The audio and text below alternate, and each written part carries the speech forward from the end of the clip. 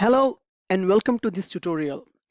In this tutorial series, we have discussed so far about how to add components. Then we have placed some style to our page, and if you can see, this is our app.component.html. I'll just make it little smaller so that you can view what exactly we have written. Okay, so I have just added this text align center so that our page displays the text in center. Let's just go back here and we can see this result.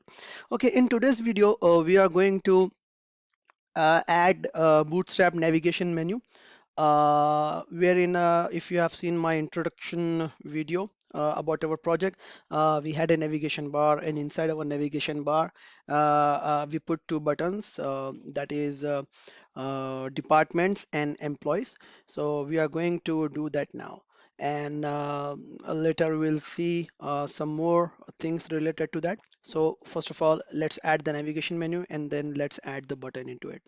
Okay, so let's begin. So let's go back to our app.component.html, and here just select all and delete everything out of it. Okay, and then what we'll do is we'll add one div.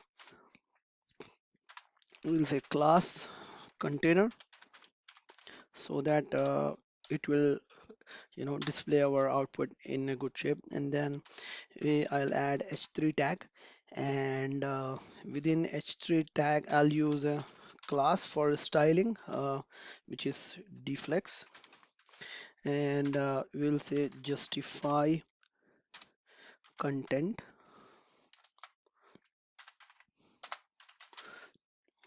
I'm sorry for that.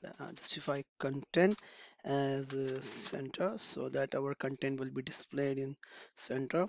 And for h3 heading, I'll say Angular 8 with web API demo.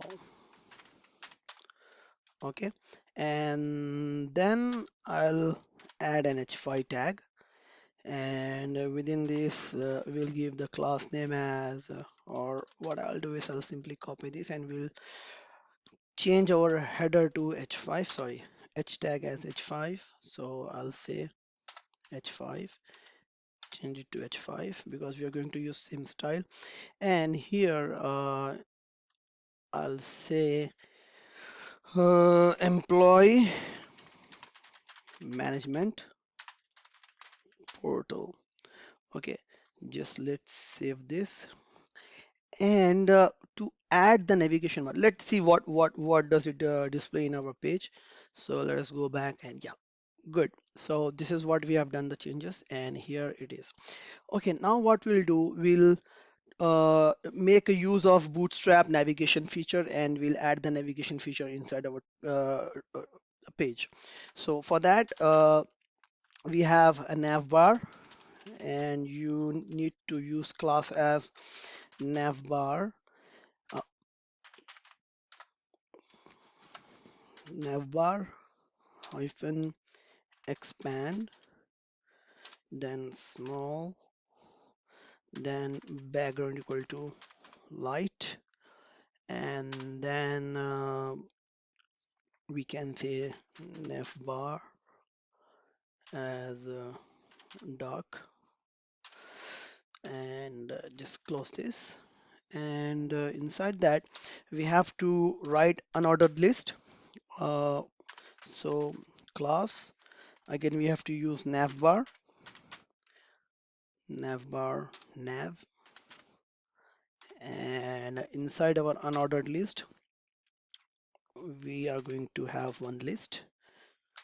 Okay, and inside this list we will say as nav item, so class is equal to nav item. Then inside this list we'll create one button. Okay, and we'll say class as margin 1 button and button light, and we'll say button outline as primary, and just close this button. And before closing it, let us just give the button label here. So we'll say button label equal to button label, let's say depth screen. Okay, so let me just take it to the next line so it will be clear. Okay, and inside the button we'll say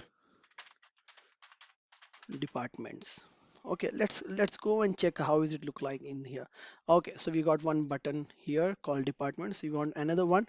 So what I'll do, I'll simply copy this list and I'll paste it one more time.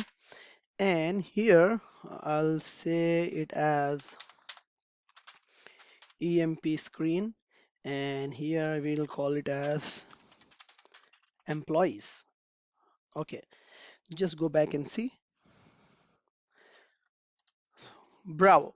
So now we have got both the buttons, departments and employees, and this is the navigation bar. If we can just look at this, if you right click and click on inspect, so you will see that we have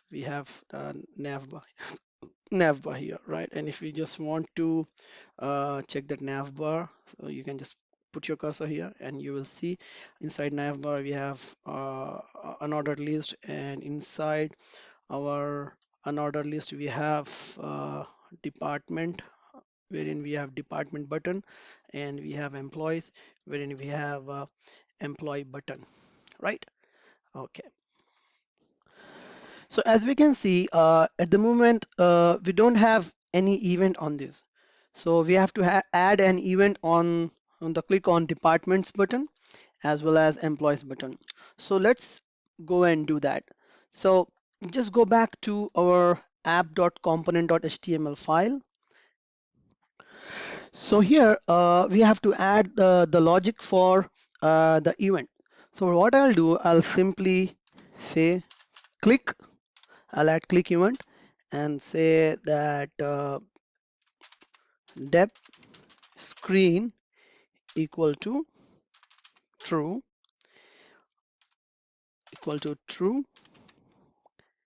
and EMP screen equal to false. So what basically here we're saying is that if I'm clicking on department button, so it should display the department screen, and it should disappear the employee screen. So that's what we are saying, and just copy this event, and here we'll say control V, and here on click on employee button, what we want to do is we want to disappear the department page, and we want to show the employee. So here you have to say true. Okay, now as you know, we are going to use this depth screen and EMP screen as a variable. So just go back to app component.ts here, and here just add depth screen equal to false. By default will give false value, and here uh, for employee screen also will give us false. And if we just go back to our show DEP component, okay, let's not worry about that. Let's go to DEP component.ts file, right? So if you want to show the department, we have to use this selector, and likewise if I want to show the employee, I have to show this one. Which selector is that? Let me go to components. Yeah, so app employee. So simple, what we'll do, we'll just go back to our app component.html file, and just after navigation we'll say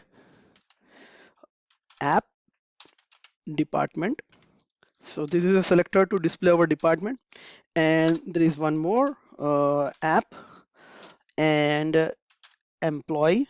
So this selector will show us the page of employee. If we just go to our show employee component.html, here it says show employee works, and if we go to our employee component.html, it says employee works. So I'll just say employee page works here so that we can identify that we are getting the value from employee.component.html. Employee page works. In the same way, I'll go to department, and in department.component.html, I'll say department page works. Fine. So we have updated the component department HTML, and we have updated the employee HTML. And let's go back to our app component.html here. And here what we'll do, here we will add the logic for to display our pages. It'll say ng if